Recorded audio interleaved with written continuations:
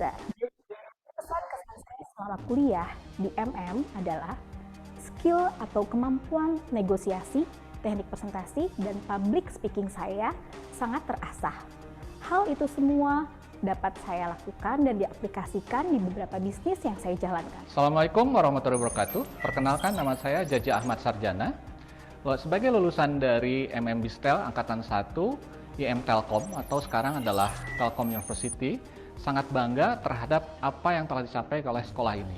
Betapa bahwa saya yang memang dari dunia bisnis bisa memperoleh suatu pengayaan dengan banyak teori-teori akademis di bidang bisnis telekomunikasi terbaru, karena pengajarnya adalah terdiri dari para akademisi, juga dari praktisi, dan juga bahkan regulator-regulator yang sangat cocok dalam dunia yang sangat bersaing ini.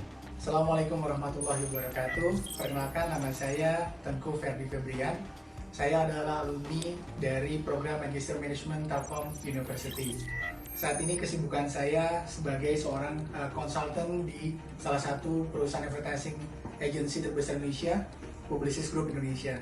Selain itu juga saya juga membangun satu bisnis kecil bersama keluarga saya, bersama istri saya di bidang kuliner.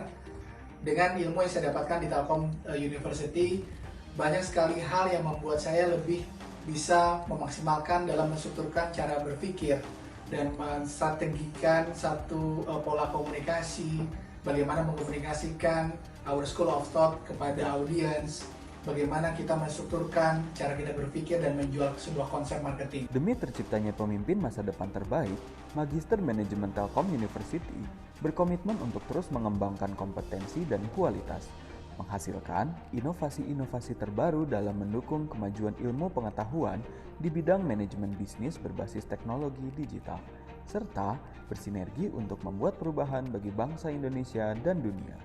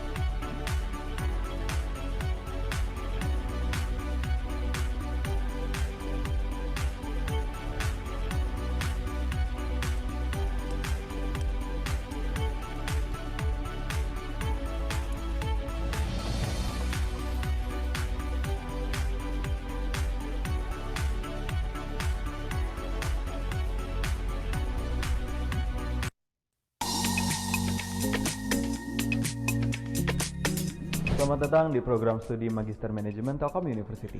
Program studi Magister Manajemen merupakan program studi yang berstandar internasional yang melahirkan calon pemimpin masa depan yang berprestasi dan juga berintegritas tinggi serta unggul dalam bersaing pada era digital.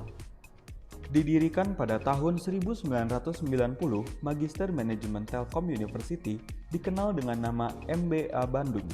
Di awal kehadirannya, program studi Magister Manajemen merupakan yang pertama dan satu-satunya di Kota Bandung.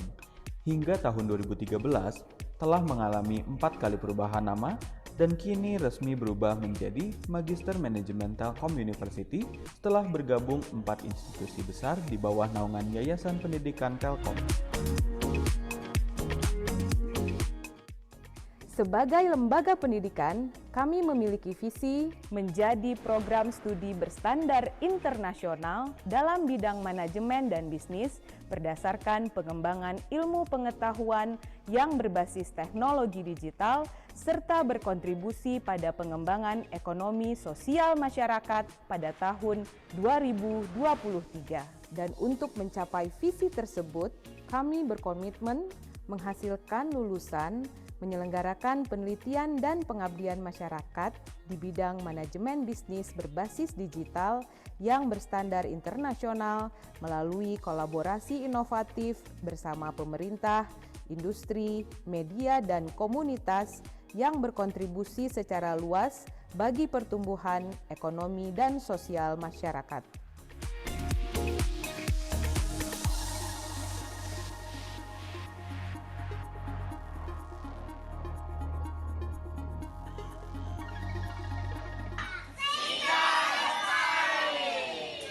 Dalam hal mutu, efektivitas, dan kualitas program pengajaran serta proses pembelajaran, Magister Manajemen Telkom University telah memperoleh pengakuan berskala nasional dan internasional, terbukti dengan telah terakreditasi oleh Badan Akreditasi Nasional Perguruan Tinggi atau BANPT, Alliance of Business Education and Scholarship for Tomorrow ABES 21, serta ISO 20001-2018.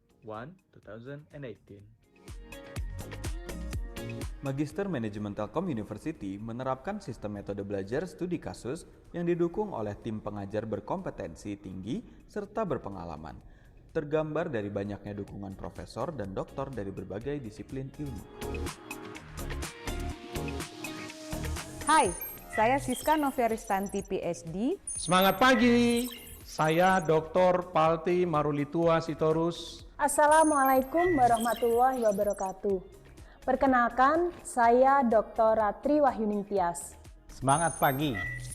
Halo, nama saya Insinyur Dodi Tricahyono MM PhD. Assalamualaikum warahmatullahi wabarakatuh. Nama saya Dr. Astri Gina. Semangat pagi. Perkenalkan, nama saya Profesor Dr. Heru Tugiman. Hai, semangat pagi. Saya Dr. Dian Indiati, SHSE MSI. Assalamualaikum. Perkenalkan, nama saya Dr. Maya Arianti. Hai, nama saya Anissa Firly. Halo, saya Dadan Rahadian. Hai, saya Indrawati. Hai, saya Riko Hendrawan. Hai, saya Heri Rawan. Hai, saya Ganda Ramantoko. Saya Edi Wicara.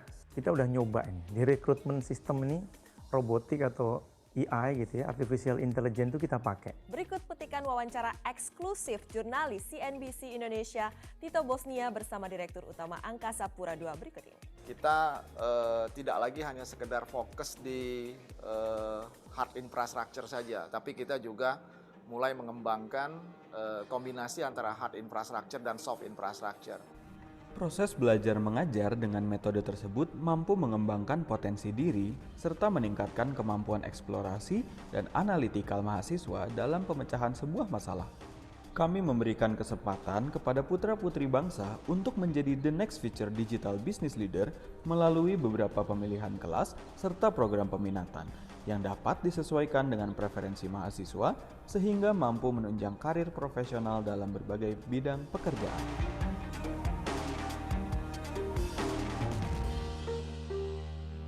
Dalam mendukung seluruh kegiatan akademik tersebut, kami menyediakan sarana dan prasarana terbaik.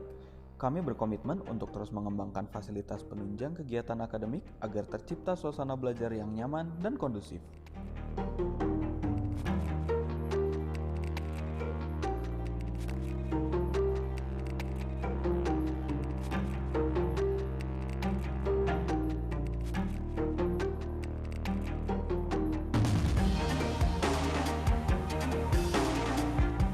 Magister Manajemen Telkom University menjalin kerjasama dengan perusahaan dalam dan luar negeri untuk memperkuat sinergi antara akademisi dengan pelaku industri. Sebagai perguruan tinggi, kerjasama ini akan memberikan banyak manfaat, khususnya bagi kesiapan mahasiswa dalam menghadapi segala perubahan yang terjadi di berbagai bidang industri. Selain itu, kami juga bekerja sama dengan beberapa lembaga pendidikan untuk meningkatkan mutu sumber daya manusia serta kelancaran alih ilmu pengetahuan, teknologi, dan informasi.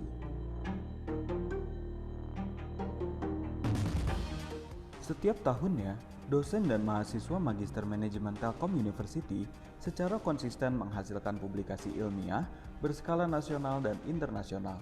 Selain itu, pengabdian kepada masyarakat juga selalu dilakukan sebagai bentuk kontribusi pada negeri sesuai dengan Tridharma Perguruan Tinggi.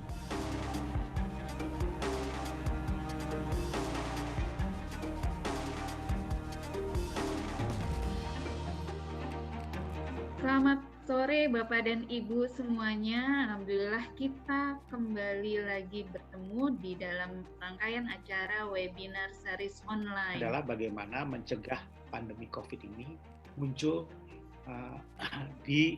atau mencegah pasar menjadi klaster lah kira-kira begitu. Magister Manajemen Telkom University banyak melahirkan lulusan-lulusan terbaik yang tersebar di berbagai profesi, meliputi akademisi maupun praktisi di dalam dan luar negeri.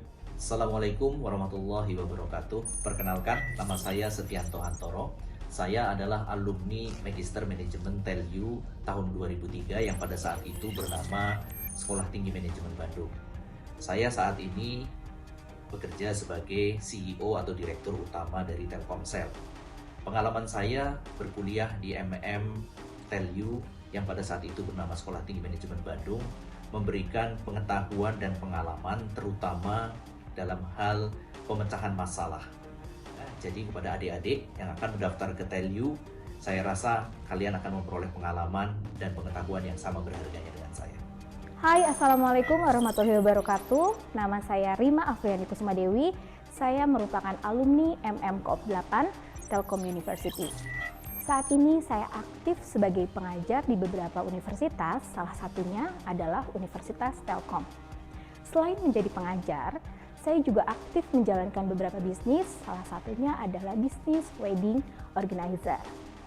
Kesan-kesan saya selama kuliah di adalah skill atau kemampuan negosiasi, teknik presentasi, dan public speaking saya sangat terasah.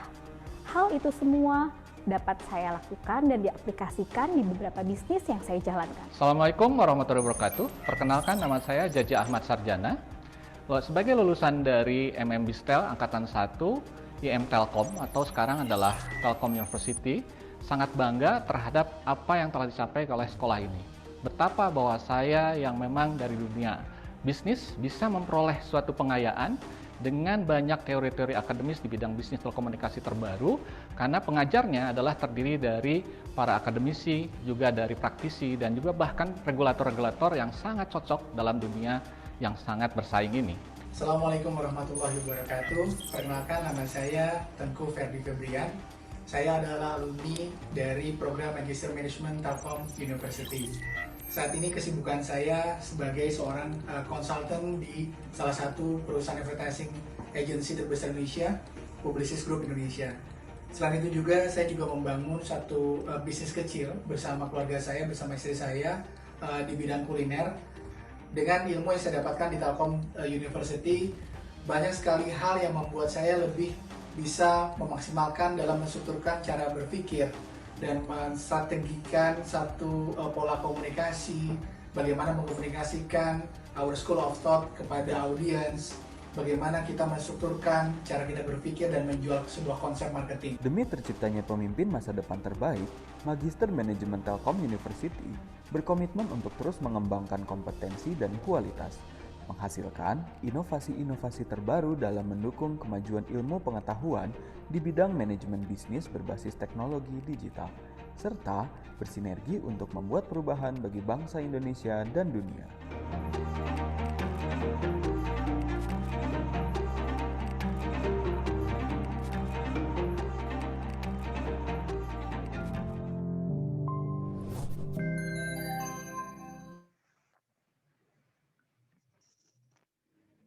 Assalamualaikum warahmatullahi wabarakatuh.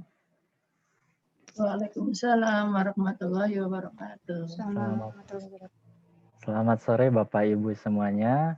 Alhamdulillah pada kesempatan ini kita bisa berkumpul kembali dalam acara mingguan Prodi S2 MM, yaitu adalah ngobrol pintar atau ngopi online bareng MM. Gitu ya Bapak Ibu. Semoga Bapak Ibu semua selalu diberikan kesehatan, mengingat kita masih berada di dalam kondisi pandemi ini.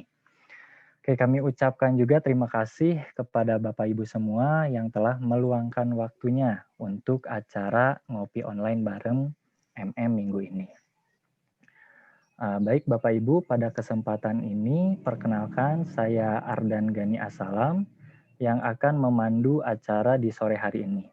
Di mana untuk tema obrolan kita hari ini adalah mengenai corporate finance dan juga finansial teknologi atau fintech. Di mana temanya adalah dua sisi dunia fintech, tantangan sekaligus opportunity. Dengan narasumber kita yaitu adalah Bapak Dr. Palti. Kami sedang mencoba menghubungi beliau karena sampai saat ini belum bergabung dengan kita. Semoga beliau segera bergabung dengan kita. Baik, dan narasumber yang kedua adalah Bapak Firda. Bapak Firda Dimas ini adalah mahasiswa, salah satu mahasiswa dari MM konsentrasi Korvin. Apa kabar Bapak Firda? Baik Kang, Alhamdulillah. Alhamdulillah sehat Bapak ya. Assalamualaikum, selamat sore semuanya. Waalaikumsalam. Terima kasih Bapak sudah menyempatkan waktunya untuk menjadi narasumber pada acara kali ini. Baik Bapak. Oke, Bapak Ibu semua, dikarenakan kita sambil menunggu Bapak Dr. Palti. Sebentar Bapak Ibu.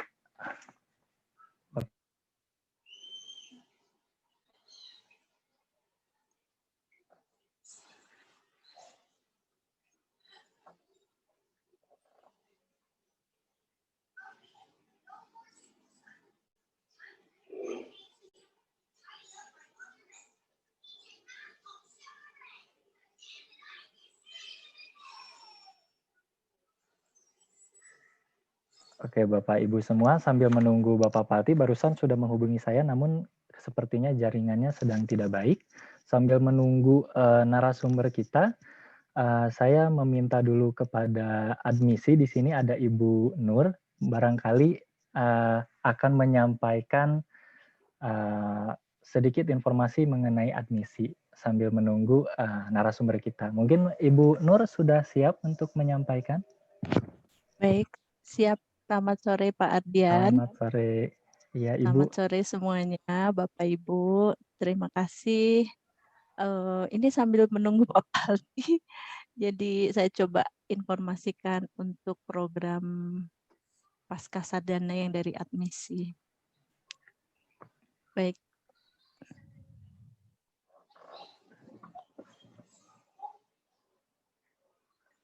Terima kasih. Selamat sore Bapak Ibu semuanya. Perkenalkan, saya Siti Nurhayati, saya dari Telkom University, bagian admisi. Saya mau perkenalkan untuk program Pascasarjana yang ada di Telkom University. Baik.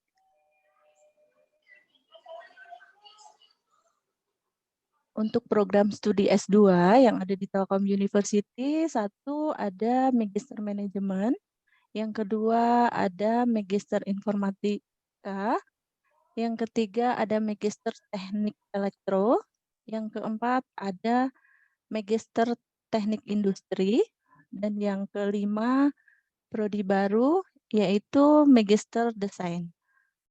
Untuk berikutnya, untuk metode kelasnya, kami ada kelas blended, eksekutif weekend, dan regular weekend. Untuk beasiswa masih diperuntukkan untuk alumni Telkom University. Beasiswa hanya diberlakukan untuk semester pertama. Setelah dinyatakan lulus seleksi dan dapat diperpanjang di semester 2 sampai dengan semester 4 dengan memperhatikan syarat IPK.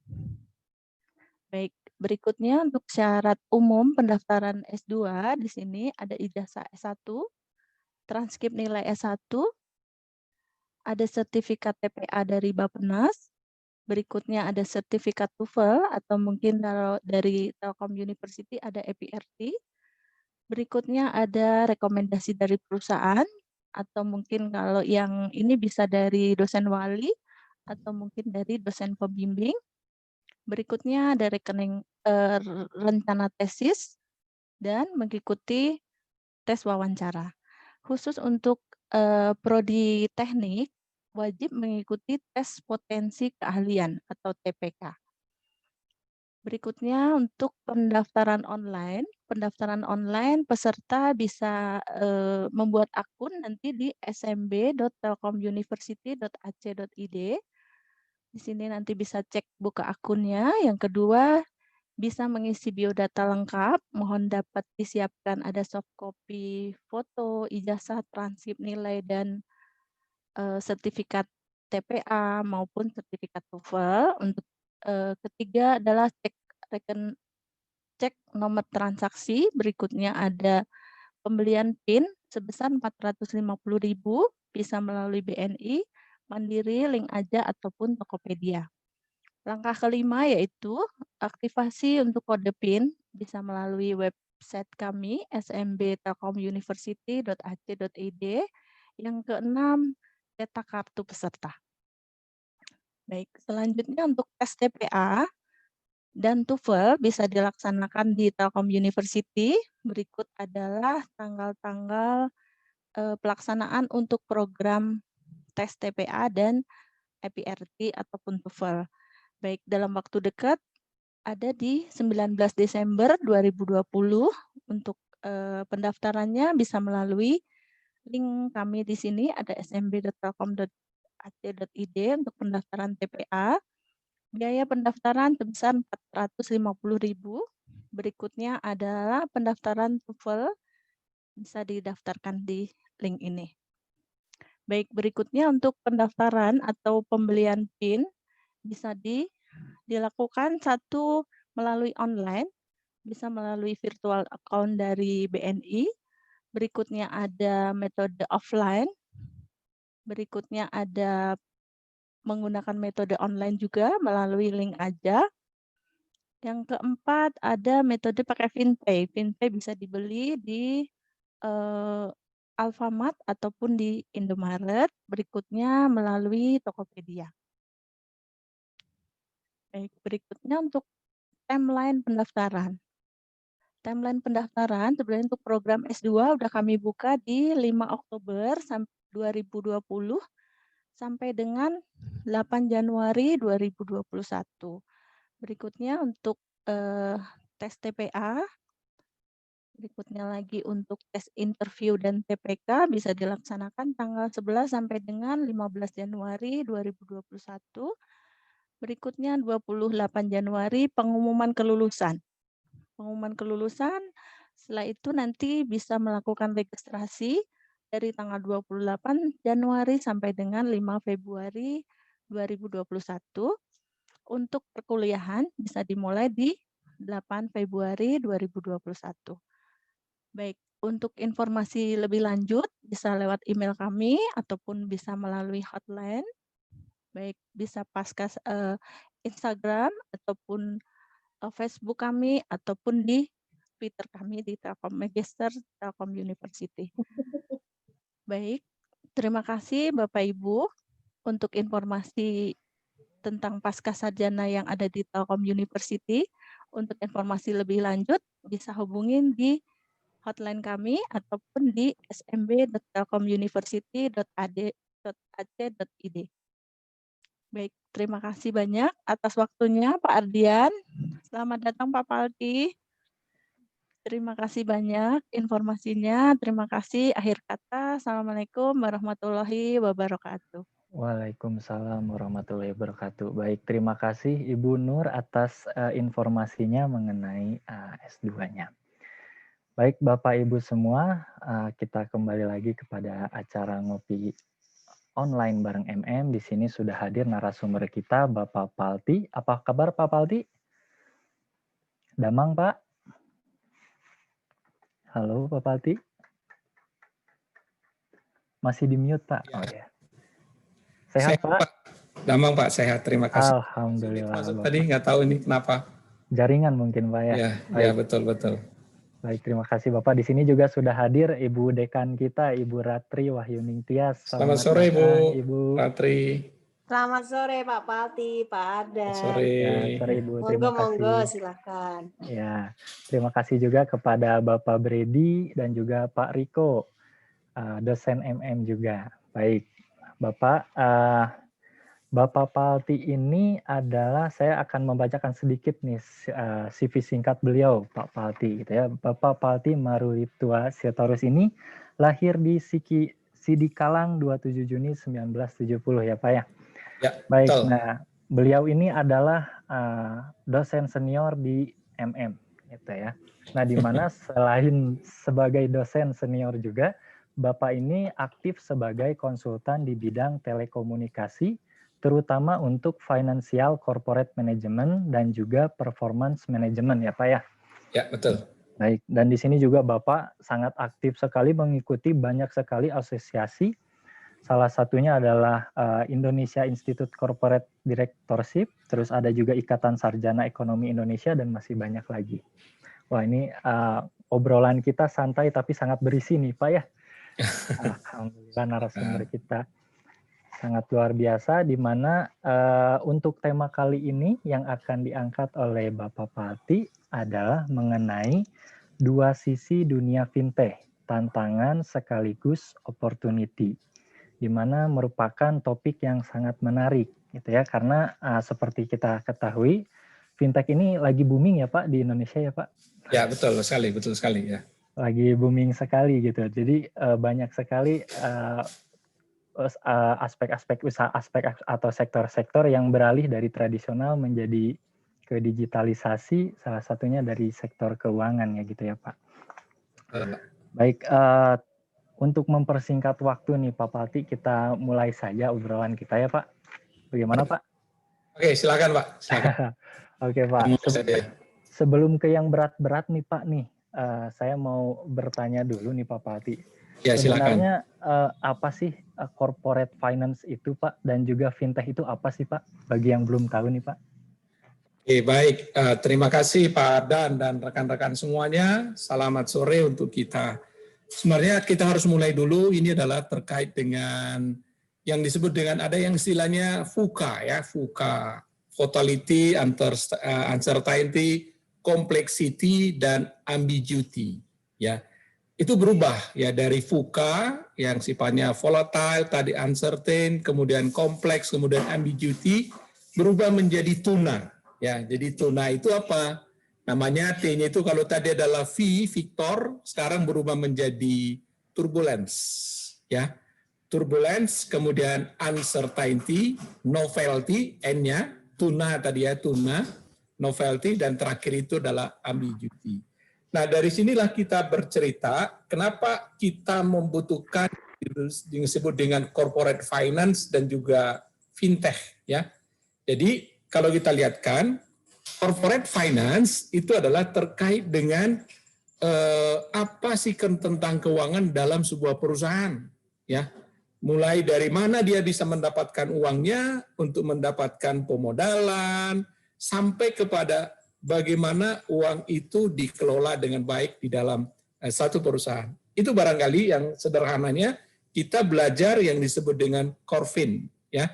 Jadi kalau kita tadi bergerak dari tuna VUCA menjadi tuna, nah sekarang di dalam karena terjadi turbulensi, maka kita perlu mengelolanya dengan baik. Kita tahu siapa yang bisa mengelola sesuatu yang sifatnya turbulens, maka dialah yang memenangi pertandingan itu. Sementara finance tadi adalah di dalam sebuah korporasi, itu orang akan berpikir sejak dia mulai bangun sampai pada tidur, dia pasti memikirkan yang disebut dengan finance. Bagaimana sirkulasi dari uang, bagaimana uang itu didapatkan, secara kreditkah, ataukah secara langsung diberikan, kemudian kita bayar secara bulanan, misalkan begitu ya. Nah, itu yang disebut dengan Corfin. Nah, terkait dengan fintech yang akan sedang kita bicarakan sekarang, kita harus tahu juga bahwa fintech itu adalah line of business. Jadi, line of business yang sifatnya itu adalah software, ya. Software di mana software-nya itu adalah terkait dengan financial services, ya. Financial services yang sifatnya itu adalah mengdistract yang biasa, ya. Jadi kalau misalkan tadinya orang meminjam secara secara tradisional ke bank, dia memberikan jaminan, kemudian dikasih pinjaman, kemudian dia bayar cicilan. Nah, ini tidak. Nah, ini dia menggunakan sebuah aplikasi di mana banyak orang yang akan borrower, lender, dan juga tentu ada banyak borrower juga. Nah, itulah yang disebut dengan fintech sebagai pengantar. Begitu Pak Ardan. Baik, terima kasih Pak. Tadi tuna bukan ikan tuna ya Pak ya? Oh, bukan. Bukan, Ya, ini, ya. jadi orang banyak sekali yang kurang paham tadi dari fuka berubah menjadi tuna. Gitu, Oke, sekarang ya. sudah berubah ya Pak dari fuka menjadi tuna. Baik. Tuna, ya. Ya. Nah, kalau begitu Pak, kita sudah mengenal tadi apa itu Corfin, apa itu fintech. Nah, lalu apa sih sebenarnya keterkaitan antara Corfin dengan fintech ini Pak? Oke, baik. Tentunya Corfinnya di dalam, Corfinnya yang lebih di luar begitu, yang lebih besar.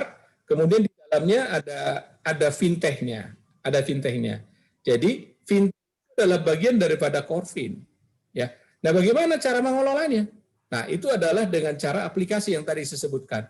Jadi dia menggunakan teknologi, tentunya kalau teknologi sudah pasti kita tahu, dia pasti adalah lebih cepat, lebih murah tentunya, kemudian safety, ya harusnya lebih safety. Nanti akan kita lihatkan lagi apa yang menjadi tantangannya. Nanti akan kita bahas lagi. Tapi yang jelas bahwa fintech ini adalah bagian yang besar dari Corfin. Ya, rasanya kalau Corfin itu adalah kita melihat itu adalah perusahaan yang lebih besar, begitu ya. Mulai dari dia mendapatkan uangnya sampai kepada mengelolanya. Nah, salah satu di dalam itu adalah fintech. Begitu Pak Ardan. Baik, jadi fintech itu merupakan bagian dari si Corfinnya ya Pak ya? Ya, betul. Oke Pak, kalau begitu kita ngomongin tentang fintech ini Pak, sebenarnya ada lembaga regulatornya nggak sih Pak? Siapa sih yang meregulasi, apakah sama seperti si Corfin ini atau berbeda atau bagaimana Pak? Oke, secara umum bahwa fintech ini adalah sebuah institusi atau lembaga yang diamati atau diawasi sama OJK kalau di Indonesia ya. Jadi kalau OJK itu mengawasi itu, dia juga mengawasi bank dan juga dia mengawasi non keuangan, tetapi dia mengawasi juga yang disebut dengan fintech ini. Karena apa? Karena fintech ini saya katakan tadi ada sebuah tentunya adalah di dalamnya itu tidak hanya perusahaan yang terkait dengan keuangannya saja, tapi misalkan ada orang melakukan rating. Nah, itu juga adalah fintech ya. Kemudian rating artinya dia merating sebuah perusahaan bahwa ini layak mendapatkan sebuah pinjaman. Maka lender dia bisa, ini cocok nih meminjam uang saya. Nah, dia boleh langsung dan dia tidak perlu melalui sebuah lembaga keuangan seperti tadi misalkan bank. Kita tahu bahwa kalau bank tahun 1996 itu ada 116 begitu ya. Sekarang mungkin hanya tinggal 100 bank umum. Dan kantornya, kita bisa bayangkan, kantornya ada sekitar 32.000, sekarang kantornya itu tinggal 11.000. Kantor. Berarti ada sekitar 2/3 kantornya itu adalah tutup. Nah, tutup artinya adalah bukan dia tidak berfungsi, tapi dia berganti menjadi yang sifatnya aplikasi yang dikelola sama fintech tadi. Jadi di dalam fintech banyak sekali perusahaan-perusahaan yang terlibat ya. Ya, contohlah misalkan kita cari salah satu misalkan cekaja.com. Itu adalah sebuah perusahaan yang bisa melihat itu adalah fintech juga. Ingin melihat apakah uang saya itu layak ditanamkan di mana, gitu kan? Kemudian ada lagi target. Ini adalah terkait dengan bagaimana uang saya ini penempatannya ada di mana, cocoknya. Jadi seperti kita keinginan seperti melihat secara psikologis saya cocoknya itu ada di mana. Itu di bagian di bagian lending. Kemudian di bagian payment, banyak dalam payment ada yang sifatnya cashless, ada yang sifatnya itu adalah Kasmi atau Anda mempunyai yang disebut dengan e-money, kemudian link aja itu adalah di finance, di payment. Nah, itu adalah startup yang ada di fintech yang menawarkan produk dan jasa digital banking. Nah, gitu kira-kira. Oke, contohnya seperti mungkin GoPay, OVO juga masuk ya Pak ya? Termasuk. Tadi saya tidak menyebutkan nama itu supaya link aja tadi disebutkan. Siap, karena yang lain itu agak ini di kita ya. Agak jarang kita dengar yang tadi saya sebutkan itu. Padahal sebenarnya kalau kita buka itu banyak sekali. Banyak sekali ya Pak. Baik Pak, kalau begitu ketika diawasi sama OJK ini, berarti kan harus terdaftar nih Pak ya? Iya, betul. Nah, berarti apakah banyak yang bodong-bodong gitu Pak? Untuk yang iya. Pastilah, kalau di mana ada gula, ada semut. Nah, ketika ini, karena apa? Karena fintech ini, ya kita bisa bayangkan, fintech ini dia sudah merajai hari ini. Kalau kita buka situsnya ojk.co.id ya kalau salah ya, pokoknya belakangnya ID, itu tahun 2008 nilainya ya, nilai banking keseluruhan 2008 ya, kapitalisasi uang yang ada di sektor jasa keuangan banking 2008, nilai fintech sekarang itu adalah hampir 7 kalinya 2008. Berarti tidak kurang dari 12 tahun dia sudah naik 8 kali. Jadi uang yang beredar di sektor jasa di fintech ini itu 8 kalinya ya. 8 kali dari 7 atau 8 kali di tahun 2008 dengan 2020 dalam 12 tahun. Kira-kira begitu, Pak Ardan. Jadi menarik sekali. Tentu ada yang bodong. Ya, sudah pasti. Tadi pasti ya, Pak ya? Ada semut. Nah, kenapa? Karena orang coba kita bayangkan. Coba buka handphone Anda sekarang. Ya, bagi yang mendengarkan dibuka handphone Anda, lihat coba SMS terakhir, SMS dia daftar SMS yang ada. Anda nggak yang pernah menawarkan tentang pinjaman? Banyak sekali, Pak. Banyak sekali ya. Ada yang mengatakan titipkan BPKB atau sekolahkan BPKB, atau yang menawarkan tolong titipkan sertifikat laku tuh, sertifikat SMA, ijazah maksud saya. Ijazah SMA itu laku. Anda bisa meminjam. Karena apa? Karena dilihatnya Anda dari mana datanya diambilnya. Anda misalkan Pak Ardan. Oh, Pak Ardan ini sudah tahu bahwa pengeluaran dia untuk telekomunikasi saja bisa misalkan 250.000. 250.000 untuk telekomunikasi. Berarti Pak Ardan ini aware dengan telekomunikasi, dengan digital. Oh, berarti cocok ini menjadi pelanggan saya ini. Pinjam uang 3 juta, 30 juta cukup dengan BPKB. Jadi kalau punya BPKB motor atau juga mobil, Anda boleh minjam sekarang. Kalau mobil mungkin 30 atau 40 juta, kalau motor bisa sampai 5 sampai dengan 10 juta. Mudah sekali. Tetapi kita ingat lagi, kita harus hati-hati dong. Berapa bunganya? Kemudian yang lebih penting lagi, kemana uang itu akan kita lakukan? Jangan sampai uang itu adalah begitu kita dapatkan pinjaman, bukan kita olah menjadi sebuah bisnis, tapi kita olah menjadi konsumsi. Nah, itu nggak boleh. Nah, harusnya itu dilarang. Nah, sehingga ini hati-hati ya. Jadi bunganya langsung tinggi, atau misalkan kita pinjamkan uang kita kepada orang yang bersangkutan. Silakan saya menawarkan sebuah pinjaman dengan bunga atau di atas deposito 5% di atas deposito. Ah, ini kita harus ragu. Ya, seperti yang kita Kospin yang sekarang, koperasi simpan pinjam yang sekarang itu sedang beredar menghantui kita. Ya, uang kita titipkan di sana sekian tahun, ya ternyata uangnya bukan kembali malah habis, begitu ya.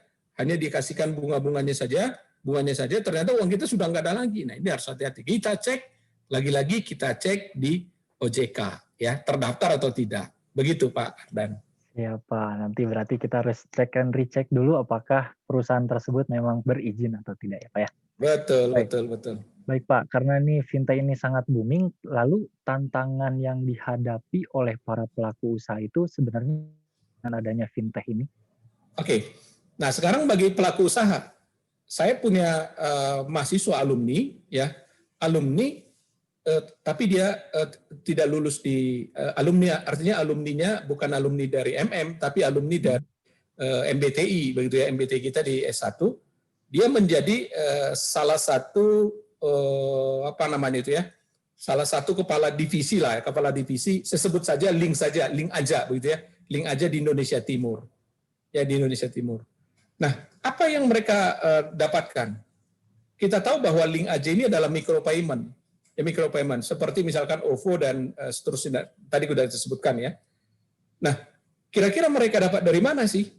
Pertama, dia katakan link aja itu sekarang dia mendapatkan iklan, potensial iklan satu hari itu adalah kira-kira 30 sampai dengan 50 juta potensi iklan. Potensi saja iklan per hari, ya, per hari. Karena apa? Di link aja itu dia orang nitipkan iklan kan?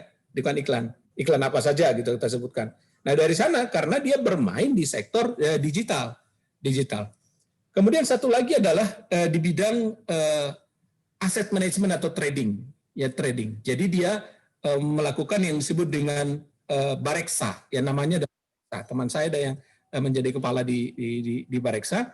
Dia mengelola yang disebut dengan risiko, ya. Jadi kalau ada orang meminjamkan uang, supaya uang kamu itu aman, sini saya kelola risikonya, takutnya adalah dan seterusnya. Nah, dia dapat uang lagi dari sana. Nah, jadi karena ini banyak sekali sektor-sektornya, ya, terutama yang disebut dengan financial product marketplace, kemudian ada di dalam payment, ada di lending, ada asset management and trading, ada insurance, tadi kan saya sebutkan. Kemudian ada lagi yang disebut dengan enterprise dan operation solution.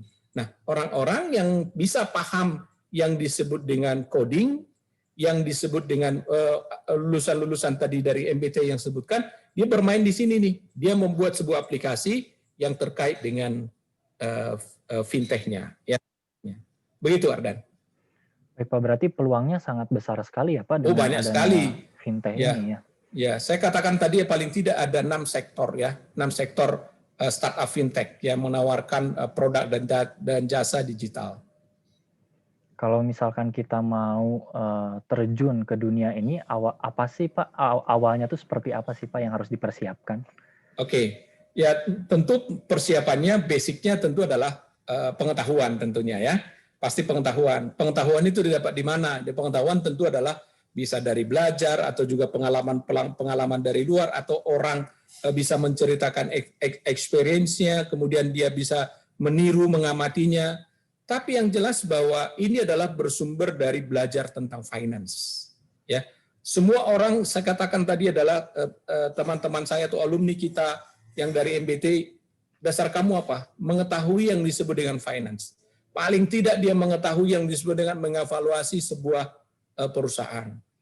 Nah, kita ambil saja contoh, misalkan saja ya, contoh yang sangat sederhana, link aja. Berapa sekarang nilai ya? Nilai virtual dong, karena kan dia kan bentuk jasa ya, tidak ada aset dan segala macam yang sifatnya adalah fisik lebih besar, tapi dia adalah jasa. Nilainya, ketika didirikan link aja itu kan awalnya dia adalah dengan T-Cash, yang waktu di Telkom dulu. Kemudian menjadi link aja ketika masuk di seluruh BUMN mau melakukan proses pembayaran. Di awal-awal nilainya itu kira-kira kapitalisasinya itu adalah ketika di T-Cash itu adalah sekitar 50 miliar. Nah sekarang tidak sampai 12 tahun juga ya, 12 tahun, link aja itu sudah bernilai kira-kira sekarang itu adalah 50 sampai dengan 100 miliar untuk itu. Nah sehingga pelajarannya di mana? Pertama, bagaimana menggandakan nilai daripada sebuah perusahaan. menggandakannya. Sehingga orang tertarik nanti ketika misalkan link aja suatu saat dia lepas dari menjadi sebuah perusahaan yang go public, dia bisa go public, harganya mahal, kemudian orang membeli, dia jual di pasar, kemudian orang membeli, kemudian dia berkembang dan seterusnya dia menjadi sebuah derivatif yang lebih yang lebih atraktif di sektor keuangan. Begitu Pak Ardan. Baik Pak, kalau begitu dengan adanya fintech ini Pak, karena kan tadi sangat booming, sangat besar sekali dan sebagainya, lalu sebenarnya pihak-pihak siapa saja sih yang diuntungkan? Nah, dengan adanya fintech, lalu ada nggak sih pihak yang dirugikan gitu dengan adanya fintech ini? Oke, ya sudah pasti ya, sudah pasti karena di sini kan akan ada saling membunuh, kan ada orang kanibal. Karena terjadi yang disebut dengan disruptive technology. Siapa sih yang dirugikan? Tentu yang dirugikan itu adalah yang tidak siap. Yang tidak siap bermain di dalam di fintech ini. Yang diuntungkan siapa? Kalau kita lihat kan sekarang pasar dari fintech yang besar itu adalah UMKM. Ya, UMKM. Jadi UMKM ini kan dia butuh uang tuh yang cepat. Yang cepat. Kalau dari bank dia tidak prudence ya. Artinya dia tidak bankable ya dari bank, maka dia masuk kepada sektor yang disebut dengan fintech yang menawarkan uangnya. Kemudian orang yang menawarkan uangnya yang tadi kita sebut sebagai investor atau lender, dia akan lihat, oh ini cocok nih kita jadikan menjadi ini saya memainkan uang saya atau menggolangkan uang saya begitu. Kalau kita lihat kan inklusi di keuangan sekarang itu kita sudah mencapai kira-kira 681 juta, 632 orang yang mempunyai nomor rekening ya di domestik itu kira-kira naik dia 21,99% ya, 29%. Nah kita lihat kan bagaimana fintech di Indonesia dan perkembangannya seperti apa. Kalau kita lihat kan kalau sampai di bulan September kemarin data yang saya ambil di OJK itu ada 156 perusahaan yang berizin ya. Fintech, perusahaan fintech yang berizin. Ada yang terdaftar 123, 33, konvensional itu 144 dan syariah itu ada 11. Jadi ada 156. Nah, kalau kita lihat lagi bagaimana penyalurannya? Siapa tadi yang menggunakan tadi? Dia sangat berkepentingan untuk mendapatkan uang tadi. Kebanyakannya itu ada di Pulau Jawa, ya di Pulau Jawa. Kita tahu memang ekonomi kita itu hampir 63% sampai dengan 70% digerakkan di Pulau Jawa, ya. Jadi kalau kita lihatkan di September tahun 2020 rekening borrower, ya borrower itu sebesar 24 jutaan di Pulau Jawa ya di Pulau Jawa 24 juta rekening, kita bisa bayangkan 24 juta. Sementara penyaluran pinjamannya itu 110 triliun. Coba bayangkan uangnya 110 triliun dibagi dengan 24 juta orang orang jiwa ya atau ya personil lah ya untuk bisa mendapatkan. Jadi kira-kira berapa pinjamannya. Nah, ini digerakkan ke sektor mana? Nah, kebanyakannya itu sektornya itu adalah di UMKM Pak Ardan. Jadi kenapa? Karena biasanya meminjamnya tidak banyak. Tidak misalkan bermiliar-miliar, tapi misalkan cukup 20 juta, tapi volumenya besar. Ya, volumenya besar. Jadi orang banyak bermain di sini. Ya, bermain di sini. Jadi kalau kita lihatkan borrowernya, yang aktifnya itu di mana? Tadi saya katakan itu di Pulau Jawa, sekitar 82,63%. Di luar Jawa itu hanya 17%. Ya. 17%. Nah, kalau kita lihatkan lagi pemainnya usianya begitu ya. Usianya itu kebanyakan usia 67,69% itu usianya itu adalah 19 sampai dengan 34 tahun. Jadi mudah sekali pemain ini, baik dia sebagai pengguna maupun juga sebagai peminjam maksud saya, atau juga sebagai lender ya. Kemudian siapa dia? Kebanyakannya itu laki-laki atau perempuan. Kalau lender, ya dia kebanyakannya itu laki-laki. Tapi kalau borrower, Kalau tadi perempuan dia laki-laki sebagai lender 62%, perempuannya 36%, tapi peminjamnya laki-laki itu hanya 50% dan perempuannya 50%. Ternyata perempuan itu meningkat ya ketika dia untuk meminjam, dia ternyata lebih berani ya. Itu saya pikir yang kalau kita lihatkan profil di dalam fintech dalam posisinya di Indonesia ya, jadi menarik sekali ya, menarik sekali. Banyak perusahaan yang bisa menggunakannya dan sektornya beragam. Kalau kita lihatkan domisilinya, kalau di Jawa sudah pasti ada di Jabodetabek. Jabodetabek itu ada 147. Sisanya itu ada di Surabaya 3, di Bandung 2, sisanya itu 1 seluruh Indonesia penyelenggaranya. Menarik sekali ya. Jadi kalau ada yang masih berkeinginan untuk membuat sebuah fintech, tadi ada 6 sektor itu tadi yang saya sebutkan, nah ini sangat menarik untuk bisa kita kembangkan. Tapi harus ingat, dasarnya itu adalah selalu dengan ilmu keuangan, ya, ilmu keuangan di mana dia harus bisa menilai sebuah perusahaan dan meningkatkan value-nya. Karena yang dijual itu adalah future value-nya. Ya, namanya juga perusahaan yang sifatnya digital, maka yang dilihatnya itu adalah intrinsic. Jadi di ujungnya ini harganya ini berapa, sehingga sahamnya bisa lebih mahal. Begitu Ardan. Baik Bapak, terima kasih. Ternyata tadi ya yang diuntungkan yang siap ya Pak ya, kalau yang tidak siap ya mau tidak mau. Baik, sebenarnya saya masih ada pertanyaan nih Pak, tapi mungkin audiens juga Bapak Ibu di sini ingin bertanya nanti kepada Bapak Palti. Baik, silakan. Kepada Bapak Ibu yang ingin bertanya, nanti kita tampung dulu ya Pak ya. Silahkan, silahkan Bapak Ibu yang ingin bertanya kepada Bapak Palti, memberikan pertanyaannya di chat. Untuk sambil menunggu kita siapa saja yang bertanya, saya ingin beralih dulu nih Pak Palti ke Pak Firda nih. Oke. Oh Pak Firda ya, selamat sore Pak Firda. Nah, ini mahasiswanya atau sudah alumni ya, saya lupa. Masih nunggu sidang Pak Dr. Palti. Oh, oke, siap. Mantap menunggu sidang ya. Ya, silakan Pak. Oke, Pak Firda, selamat sore Pak. Oke, ini Bapak Firda ini sebagai salah satu mahasiswa di MM. Nah, selain menjadi mahasiswa nih Pak, kesibukan Bapak nih, apa nih Pak sebenarnya nih? Wah, pasti nih. Ya, jadi terima kasih nih Pak Ardan dan ya, Pak. Bapak Ibu dosen semuanya, Pak Dr. Palti, Pak Riko, Pak Brady, Bu Dekan. Jadi terima kasih saya sudah diundang pada sore hari ini untuk sharing di acara ngopi ini. Saya ada kopinya benar di sini, jadi sambil ngopi. Jadi setelah saya selesai di BIJB dari pembangunan bandara, alhamdulillah ada beberapa kegiatan yang saya lakukan sambil kuliah. Tapi saya menempatkan kuliah yang paling prioritas di antara yang lain. Terima kasih nih Pak Dr. Palti, ada ada pengalaman yang sangat luar biasa, terutama kemarin ketika sidang berkaitan dengan sidang proposal ya, berkaitan dengan pendanaan perusahaan.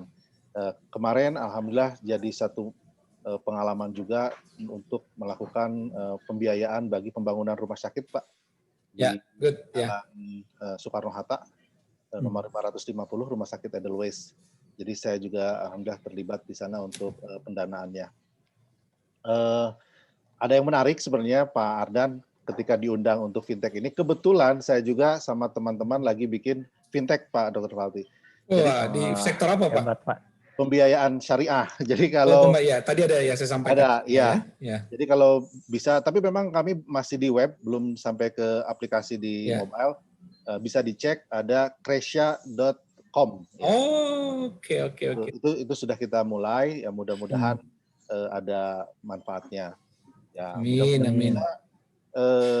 Untuk solusi pendanaan, terutama dari sisi pembiayaan syariah. Mudah-mudahan juga mulai Januari nanti saya juga terlibat kembali dalam pembangunan bandara Pak, di salah satu bandara. Ya. Itu kegiatan saya Pak Ardan, terima kasih. Wah, banyak luar biasa. Banyak sekali ya Pak, walaupun sibuk masih tetap menyempatkan, memprioritaskan kuliah di MM, luar biasa. Nomor 1 Pak, karena saya udah pernah gagal, jadi jangan sampai gagal lagi. Siap Pak. Semoga cepat lulus ya Pak. Baik, Pak Firda, saya mau ingin tahu nih Pak, Bapak tolong di-sharing, diceritakan sebenarnya apa saja sih Pak yang dipelajari di MM itu sebagai Bapak konsentrasi Corvin ya Pak? Betul, betul. Ya, apa saja sih Pak sebenarnya? Boleh diceritakan kepada kami. Baik, ya terima kasih. Saya merasa jadi sebuah berkah ya kembali bisa berkuliah di Telkom University. Jadi sebagai informasi kan saya pernah kuliah S2 itu tahun 2009 di kelas MM25. Cuman nggak selesai. Aduh, saya malu sebenarnya ke Pak Heri Kuseri terutama ya karena waktu itu beliau yang memberikan beasiswa karena waktu itu saya masuk dalam beasiswa. MM Gope namanya, Pak. Iya, betul. Ya, 25 itu Gope ya? 25. Jigo. MM Jigo. Ya. Beberapa teman-teman juga banyak yang mengabdi di Telyu ya, MM2. Ya, seperti Ibu Ina, Ibu Tara, siapa? Ya, si Bu Marta, ada. Bu Marta, gitu ya. Rati itu. Wati, ya, Bu. Ya. Ya. Jadi setelah saya selesai di BIJB, saya ada satu keinginan untuk menyelesaikan kuliah lagi. Dan saya alhamdulillah daftar lagi ke Telyu. Dan waktu itu diwawancara, Bapak benar akan serius nih? Oh, saya bilang serius, saya akan selesaikan untuk kali ini, gitu kan. Dan jadi ada satu hal nih Pak Dr. Falti yang sangat saya rasakan bermanfaat sekali, karena pada waktu itu saya merasa digital itu bukan untuk saya. Pada waktu itu saya merasa sebelum kuliah nih, saya merasa digital itu untuk anak saya. Jadi saya mah nggak akan ada inilah digital, orang kita mah kolonial gitu ya, nggak ada ini kaitannya dengan digital.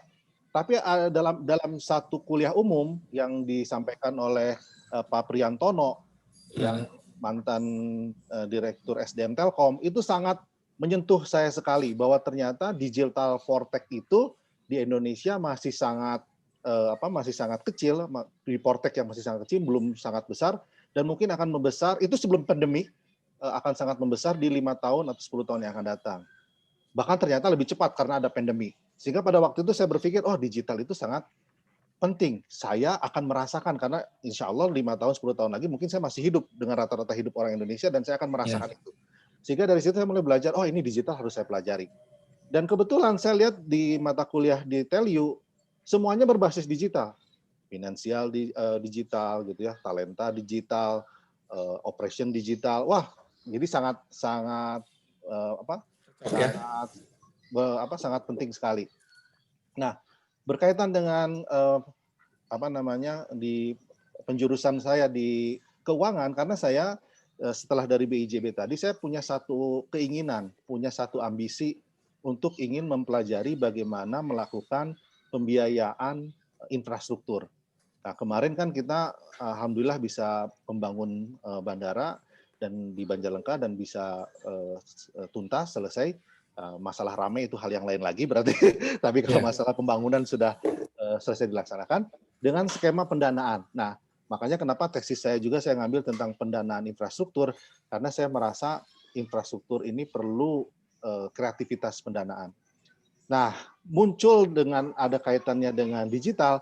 Kemarin saya sempat ingin punya satu aplikasi begitu Pak Dr. Falti. Ya. Saya udah kasih judul namanya InfraHub gitu ya. InfraHub. Jadi kita ingin nanti ada partisipasi. Ini belum jadi tapi masih dalam pembicaraan dan dengan rekan-rekan saya. Jadi bagaimana nanti pembangunan infrastruktur itu secara digital bisa melibatkan masyarakat untuk berpartisipasi dalam pembangunan itu. Dan pelajaran-pelajaran di Telyu sangat bermanfaat buat saya. Gitu Pak Ardan. Alhamdulillah. Pak ya, berarti pengetahuan dan skill yang didapatkan di MM ini sangat bermanfaat di kegiatan bisnis Bapak ya. Ya, sangat merubah orientasi yang tadinya saya merasa digital itu jauh jangkauannya dari saya, menjadi ya saya juga walaupun kolonial paham loh digital gitu, ngerti loh. Alhamdulillah kalau begitu Pak ya. Baik. Oke Pak Firda. Ya Pak. Saya diminta karena saya sering keluar masuk di OJK ya, banyak sekali kegiatan-kegiatan dengan OJK yang sering kami diminta menjadi second opinion di OJK, begitu ya. Jadi ada namanya itu adalah, ini untuk kita juga ya, ada namanya itu adalah sandbox. Sandbox. Jadi sandbox itu seperti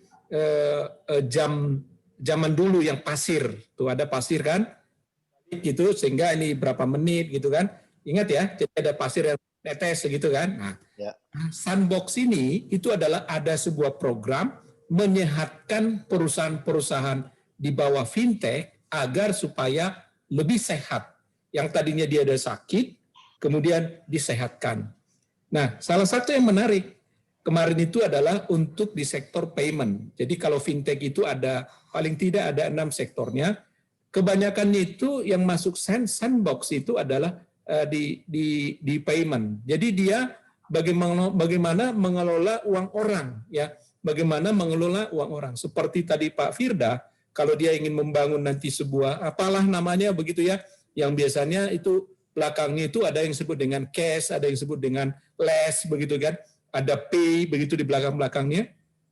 Nah ini harus benar-benar sehat dulu baru bisa bertarung di pasar gitu ya. Kalau tidak sehat betul maka dia akan mati sendiri, Nah, OJK sebagai dia dalam mengawasi semua sepak terjang yang dari 6 sektor tadi yang saya sebutkan itu, dia menyehatkan. Nah, kalau misalkan ada di antara audiens di sini pernah melihat, loh ini kok nggak ada lagi nih perusahaan ini. Misalkan salah satu yang kemarin itu adalah namanya Call Level.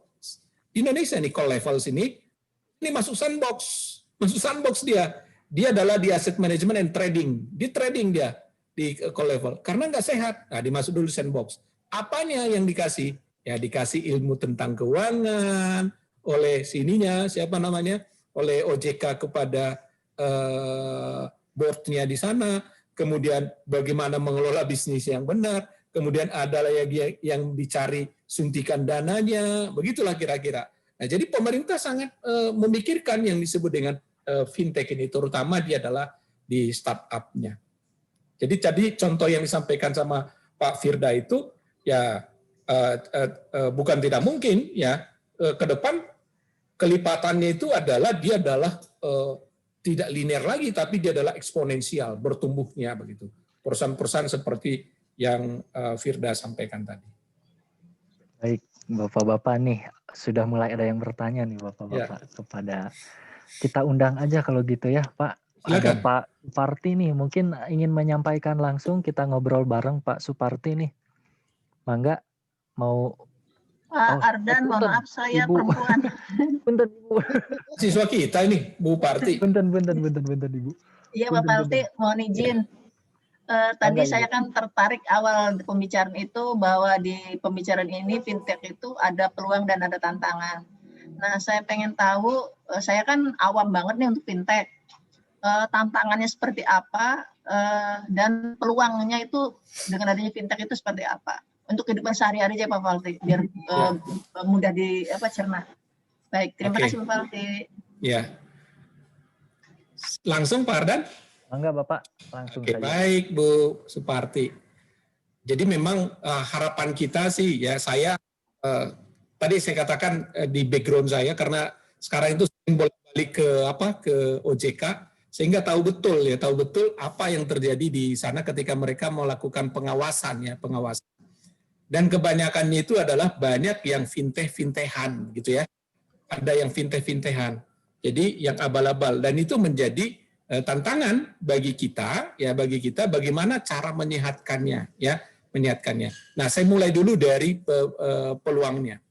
Saya katakan tadi, Bu Parti, peluangnya itu kira-kira tadi kan 110 triliun, ya. Jadi uang yang beredar di sana 110 triliun yang sifatnya itu adalah harus dikelola dengan digital, ya, dengan digital. Untuk apa? Ya tentu banyak sektornya yang bisa digunakan, gitu kan. Siapa penggunanya? Ya tentu banyak. Cuman bagaimana penggunaannya ini adalah dia juga sehat, ya. Artinya kalau dia sehat, dia bisa menggunakannya, dia kembali modalnya, kemudian dia usahanya bagus, kemudian dia bisa mendapatkan yang disebut dengan uang. Nah, kalau dia mendapatkan uang, kemudian perusahaannya sehat, kemudian karyawannya hidup, kemudian dan seterusnya. Nah, sekarang persoalannya adalah bagaimana membangun perusahaan fintech di jasa keuangan ini agar aman, gitu kan? Agar aman. Ada nggak yang bangkrut? Oh, banyak. Makanya tadi kan OJK itu begitu kita mau membuka sebuah perusahaan, daftarkanlah ke OJK. Kenapa? Karena kalau kita sakit, disehatkan Pak Ardan. Nah itu dia. Saya bukan mau promote yang disebut dengan OJK, sama sekali tidak. Tapi memang itu adalah secara natural ya di negara-negara manapun OJK semacam OJK ini memiliki yang disebut dengan sandbox. Sandbox inilah yang menyehatkan itu, ya, yang menyehatkan itu. Jadi Bu Parti yang bahasa sederhananya nih, saya mempunyai uang misalkan 100 juta. Contoh saja di bahasa sederhana. Kalau uang 100 juta ini kalau bisa dengan tanpa bekerja, dia akan mendapatkan kira-kira 3% dalam 1 tahun. Berarti di akhir tahun 3 juta. Apa cukup 3 juta saya? Tentu tidak. Maka saya harus menggolangkan itu kemana? Oh, saya tidak mempunyai kemampuan untuk menggolangkan, Bu Parti. Tapi ada orang yang mau. Ada orang yang mau. Tapi bagaimana orang mau? Ya, saya harus daftarkan secara aplikasi. Saya daftarkan saya mempunyai uang, kemudian orang akan menggolangkan saja, tapi tidak begitu saja memakai uang saya. Saya tanya dulu dong orang yang disebut dengan merating, ya. Jadi ada perusahaan yang khusus merating. Ini perusahaan ini bagus atau enggak? Yang meminjam ini, Pak Ardan mau minjem. Ardan ini bagus enggak? Saya tanya dia. Oh, Ardan bagus dari mana? Kok tahu kamu bahwa Ardan itu bagus atau tidak bagus? Saya tahu. Ardan ini punya kebiasaan suka membeli ABCDE pendapatannya sekian dengan yang disebut dengan big data. Kan ada kan perusahaan yang mengelola itu kan? Tahu dia, Pak Ardan ini nggak cocok ini sebagai peminjam. Nah, kita mempunyai portofolio. Ardan masuk di luar, tapi nanti misalkan Pak Firda ini cocok nih. Karena dia orangnya adalah ABCDE, tertib dalam segala macam. Nah, bolehlah saya pinjamkan uang saya 10 juta. Nah, orang broker ini, itulah yang disebut dengan fintech startup. Ardan nggak cocok, Pak Firda cocok. Maaf ya kalau saya kasih contoh begitu kan. Nah, sehingga yang saya kasih contoh, itulah saya kasih uang 10 juta dia. Akhir tahun berapa? Dia kasih pinjaman 7%. Tadi kan saya dapatkan hanya 3%, tapi 7% didapatkan. Nah, itu sebuah keuntungan. Nah, bagaimana kalau dia kabur? Nah, ini hati-hati. Nah, kita sebagai yang mengelola uang, masukkan dong kepada orang asuransi. Dia akan meng-hedge uang kita tadi yang 100 juta. Kita kasih preminya ke dia, misalkan saya kasih 1 juta. Jadi 1 juta buat preminya untuk menjamin uang saya tetap 100 juta. 100 juta. Tadinya kalau misalkan tidak saya apa-apakan, dia adalah menjadi 103 juta, tapi kalau saya jaminkan, dia berkurang menjadi tinggal 102 juta. 100 juta itu karena 1 juta untuk preminya. Tapi kalau saya golangkan ke Pak Firda tadi, dipakai sama Pak Firda untuk usaha dan seterusnya, karena berdasarkan tadi ratingnya tadi adalah bagus, pendapat orang atau perusahaan itu bagus, maka saya kasih uang misalkan sama dia 1%, berarti saya punya tinggal 5%, berarti saya dapatkan 5%, tidak 3 lagi, untung dong saya, lebih besar daripada deposito. Sederhananya kira-kira begitu, Pak Parti, Bu Parti. Itu manfaat dari adanya fintech ya Pak ya. Jadi sebagai database untuk mengevaluasi layak tidaknya seseorang untuk dikasih pinjaman gitu ya. Yes. Itu terus, ada perusahaan di fintech. Iya. Kalau kekurangannya, tadi kan ada kekurangannya. Apa itu Pak kira-kira Pak Parti? Nah, kekurangan itu adalah, namanya itu adalah melawan yang disebut dengan psikologis masyarakat. Orang itu banyak tidak percaya. Tidak percaya. Ini benar nih, uangnya dikasih ke saya. Langsung kaget. Kemudian dia kasih tahu ke orang lain, di sana boleh lo minjem, nggak ngapa-ngapain, dikasih pinjam. Tapi nggak dikasih dia. Kenapa? Karena hasil datanya melalui big data, dia nggak cocok. Si A cocok, dia nggak. Nah, kenapa kamu dikasih, saya nggak? Nah, itu menjadi tantangan. Ternyata dia adalah tidak adil memberikan uang itu katanya. Padahal dia udah tahu berdasarkan yang tadi, yang big data tadi itu, tahu ini cocok, ini tidak cocok. Nah, itu ya. Itu yang menjadi persoalan. Jadi secara moral itu adalah psikologi masyarakatnya, psikologi masyarakat. 1. Kedua, dia mempunyai uang banyak nih, dapat dari harta warisan atau suaminya baru selesai bekerja di sebuah perusahaan, setelah 50 tahun pensiun dia dapat yang disebut dengan pesangon 1 miliar. Kalap, Pak. Uangnya itu diserahkan semuanya itu. Tidak dijaga-jaga, tidak seperti menjaga orang melakukan investasi ya. Berikanlah, tempatkanlah dia di sekian keranjang begitu ya, tidak hanya dalam satu keranjang. Tapi dibikin dalam satu keranjang. Begitu ini collapse, udah lewat semuanya. Jadi si orangnya harus dikasih pelajaran yang disebut dengan portofolio investasi. Tadi itu ada di Corvin, Pak Ardan. Ada di Corvin itu itunya Pak Riko dan juga Pak Brady itu ilmunya, ya. Jadi di Corvin dia belajar tuh di mana ditempatkan portofolionya, mana yang paling pas, expected value-nya yang mana. Belum lagi yang disebut dengan psikologinya. Psikologi. Jadi nanti belajar yang disebut dengan financial behavior, ya, financial behavior. Di kita itu ada Ibu Andrieta yang belajar tentang financial behavior, ya.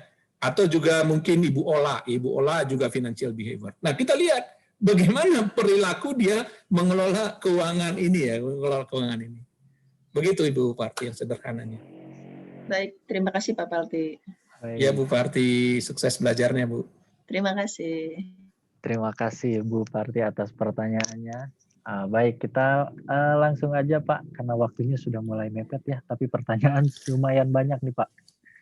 Baik, kita undang kalau begitu ada Ibu Nurhayati. Mungkin Ibu Nurhayati mau ikut ngobrol dengan kita. Mangga Ibu. Ibu Nurhayati? Atau mau dibacakan? Oke, Ibu. Mangga Ibu. Ya, selamat sore. Selamat sore Bu Nurhayati. Ya, saya Nunung dari Bandung, Pak. Oh ya Bu. Kebetulan background saya dari perbankan. Ya. Jadi saya sudah lebih dari 20 tahun lah. Kebetulan di bank asing semua. Ya. Nah, jadi ini menarik sekali. Nah, tadi yang disampaikan oleh Pak Firda, saya hanya ingin tahu saja. Karena kan infrastruktur ini biasanya pendanaannya dari ini ya Pak, dananya itu lebih banyak dari seperti BUMN ya Pak ya, banyaknya gitu kan. Nah, tadi indikasinya. Nah tadi Pak Firda istilahnya mengungkapkan bahwa ingin mengajak masyarakat untuk bisa berpartisipasi dalam pendanaan infrastruktur ini dengan mengajak masyarakat. Nah ini apakah bentuknya itu seperti misalnya mengeluarkan sahamkah sehingga masyarakat bisa membeli saham tersebut atau bagaimana? Itu aja Pak, terima kasih. Baik, terima kasih Ibu. Mungkin ini Aduh, untuk Pak ada Firda pasarnya tuh ya? Pak Firda tuh. Bangga Pak Firda. Ada pasarnya. Udah ada calon konsumen Pak. Iya. Jadi sebenarnya pertama inspirasinya itu bagi saya adalah bagaimana dulu pesawat Garuda kita itu dibeli dengan patungannya orang Aceh. Ya, kan dalam sejarah kita bisa membaca bagaimana orang Aceh berbondong-bondong berpartisipasi mengirimkan emasnya dan emasnya itu dibelikan untuk selawah. Nah, itu satu pembelajaran yang sangat membekas di saya karena saya juga di dunia penerbangan. Yang kedua, kemarin ada pengalaman ketika melakukan pendanaan untuk pembangunan bandara. Jadi salah satu rencana pendanaan yang memang ini tidak berjalan, tapi waktu itu sudah sampai mendapatkan izin dari OJK, yaitu adalah dengan menerbitkan reksadana penyertaan terbatas RDPT. Nah, jadi waktu itu kan BIJB itu didampingi oleh Sarana Multi Infrastruktur sebagai financial advisor akan menerbitkan RDPT. Nah, hanya memang waktu itu diskusinya bahwa RDPT ini karena pihaknya sangat terbatas sehingga satuannya minimalnya itu hanya 49 orang, sementara kita kebutuhannya besar sehingga harga satuannya itu minimal di 5 miliar. Sehingga kalau 5 miliar kan mungkin untuk masyarakat umum ini menjadi berat. Tadinya saya punya pemikiran bagaimana ini bisa di retail, jadi reksadana retail gitu, yang bisa dibeli oleh masyarakat umum misalnya dengan satuan yang lebih rendah gitu. Nah ini yang tadinya menjadi sebuah pemikiran saya yang tadinya mau coba diimplementasikan kalau kita membuat karena sekarang juga eranya fintech, membuat infra hub tadi. Bagaimana ada sebuah fintech yang memang berkonsentrasi pada pembangunan infrastruktur dan itu pendanaannya melibatkan masyarakat. Itu di Indonesia sekarang sudah ada, silakan bisa di browsing. Saya agak lupa nama fintechnya apa, tapi itu sudah ada yang menawarkan untuk dan fokusnya di pembangunan infrastruktur. Jadi tidak masuk sebagai saham sebenarnya. Jadi ada dua. Kalau yang kemarin di BIJB memang itu maksudnya ke RDPT-nya RDPT equity. Jadi dia masuknya ke saham dan akan exit dalam 5 tahun. Nanti bisa diskemakan antara equity ataupun di loan. Dua-duanya memungkinkan gitu ya. Tapi sebenarnya kalau untuk infrastruktur lebih secara profil risiko itu lebih karena apalagi yang greenfield, kecuali yang brownfield ya. Kalau untuk greenfield mungkin lebih aman bagi pengelola itu adanya di sisi ekuitas. Tapi kalau brownfield mungkin di sisi loan bisa dilakukan karena sudah ada cash flow existing. Nah, jadi ini memang masih terbuka, Bu Nunung ya. Jadi kita ini Nur Hayati masih terbuka. Dua-duanya sangat memungkinkan. Tapi spiritnya adalah bagaimana pembangunan infrastruktur ini bisa melibatkan masyarakat, sebagaimana dulu juga pernah dilakukan oleh dalam sejarah bisa dilakukan dengan partisipasi masyarakat dalam membeli selawah. Nah, kira-kira sih spiritnya kayak begitu. Iya. Baik, terima kasih Pak Firda. Mungkin jadi seperti reksadana terbatas ya? Iya. Yang ditawarkan. Salah satunya. Ya, bisa ya. juga dalam bentuk obligasi atau sukuk kalau yang syariahnya ya. Iya. Ya, terima kasih. Bisa saya tambahkan sedikit ya. Jadi terkait dengan pembiayaan ya, atau misalkan tadi Pak Firda misalkan reksadana terbatas begitu ya, atau sukuk yang terbatas begitu ya. Nah sekarang OJK itu lebih kencang lagi mengawasi itu, tapi di samping kencang mengawasinya, tapi dia memberikan jalan yang sangat yang sangat luas. Karena bagaimanapun infrastruktur ini terkait dengan infrastruktur. Infrastruktur ini adalah sebuah kata kunci di program kabinet yang terakhir ini. Kita anggaplah misalkan infrastrukturnya itu adalah sekitar 1.000 sampai dengan 1.500 triliun, ya 1.500 triliun. Dari dananya, betul kalau misalkan yang sifatnya sindikasi banking dan seterusnya terbatas uangnya. Tapi uang yang banyak itu sebenarnya itu ada di mana? Ada di masyarakat in the world. Ya. Nah, bagaimana mengamankan itu? Sering-seringlah melihat yang situsnya yang ada di OJK. Ya, dia pasti mengeluarkan. Ada kebijakan tadi yang infrahub yang disampaikan oleh Pak Firda. Pak Firda, jangan lupa OJK itu punya satu kasubdit. Kasubditnya itu adalah intelijen, semacam intelijen. Intelijen itu apa? Mengintelin apa gitu ya? Mengintelin orang sedang berbuat apa dalam mengelola uang masyarakat. Uang masyarakat.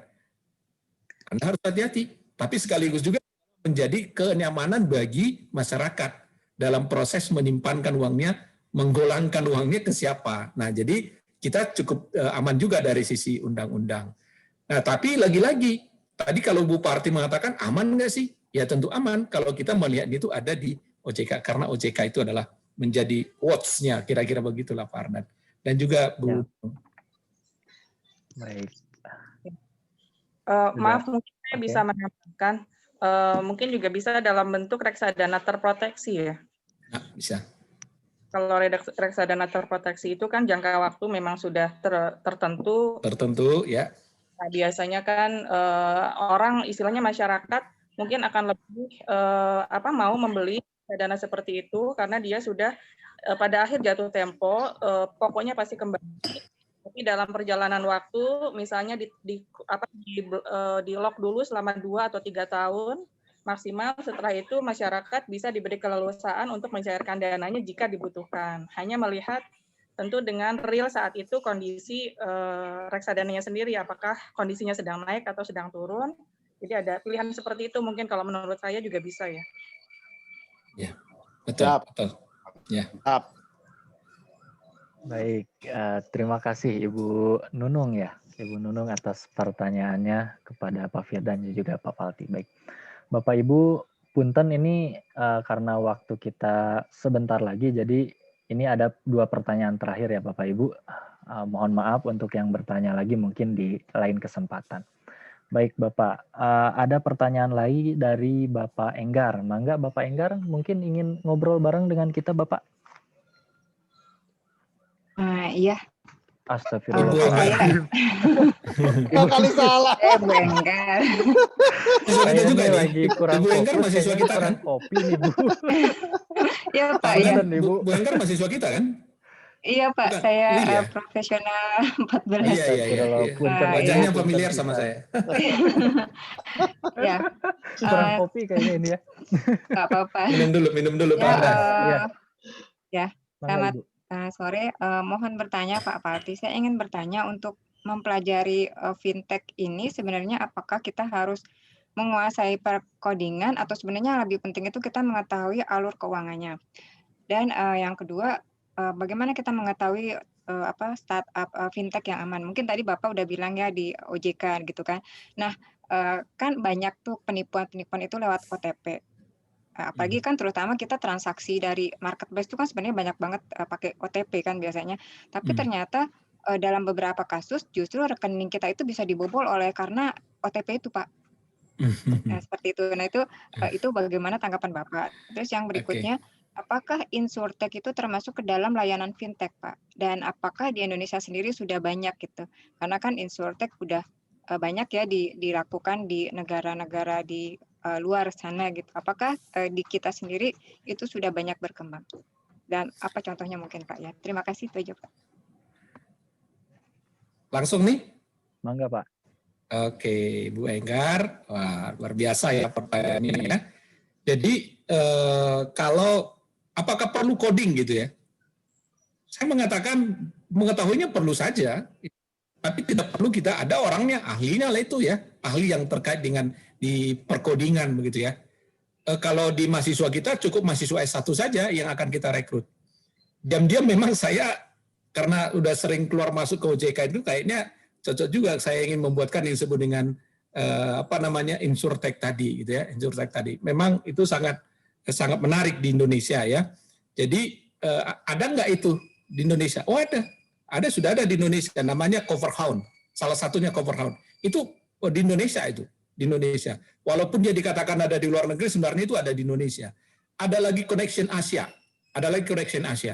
Ini dia melakukan namanya itu underwriting modul online. Jadi di Indonesia itu ini ditawarkan nih, ini cocok loh ini cocok nih. Kamu mau nggak beli? Kemudian saya kasih asuransi. Ada lagi Claim D. Itu juga contoh dalam insurance technology. Nah, menarik nggak itu menjadi sebuah untuk di fintech? Menarik sekali. Ya menarik sekali karena kesempatannya itu adalah sebelum banyak informasi orang tahu. Lagi-lagi kita daftarkan di OJK, kemudian kita bisa mendapatkan posisi di sana. Bahkan kita dibantu namanya itu adalah Infinity ya di OJK itu.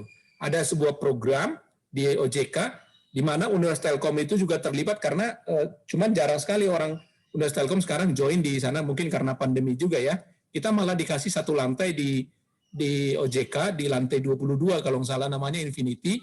Jadi kita bisa melakukan konsultasi kepada perusahaan-perusahaan yang ingin membuat. Kemudian kita bisa mendapatkan juga pengalaman dari mereka. Bu Enggar, kalau datang ke Jakarta, di kantor OJK di lantai 22 ada namanya Infinity.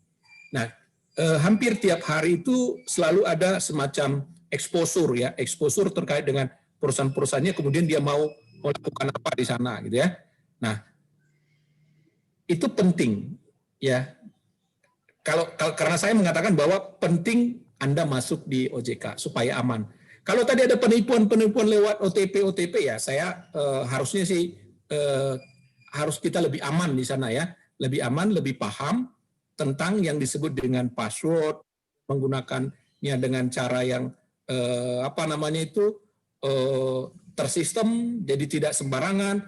Kemudian kode-kode kita tertinggal di mana, kemudian handphone kita dan seterusnya. Saya pikir itu adalah bagian yang harus kita hindari, tapi belajar dari sana bisa dapat. Barangkali begitu. Baik, Bu Enggar, Ya, cukup Bu Enggar? Ya, terima kasih Pak Palti, terima kasih. Terima kasih Bu Enggar atas pertanyaannya. Oke, Bapak-Bapak, ini ada satu pertanyaan lagi nih. Semoga saya tidak salah lagi ya Bapak-Bapak ya. Gak mungkin lah, insya Allah ini Pak Jeffrey kayaknya. Mungkin Bu Jeffrey kayaknya. Pak Jeffrey, mangga Pak Jeffrey kita undang. kita Iya, ngobrol terima bareng. kasih Kang Ardan. Mohon maaf ini saya nggak on kamera soalnya webcamnya lagi error. Nah ini nih, Ya. atau nih harus jelas. Pak Ini Jeffrey kebetulan bangga. saya mahasiswa S2 MM di Ars University, Pak. Ars, ya oke. Iya, Ars University. Yang Pak. Antapani ya, Antapani. Iya, betul, Pak. Yang dulunya BSI itu. Iya. Pertanyaan saya sih sederhana aja sih, Pak.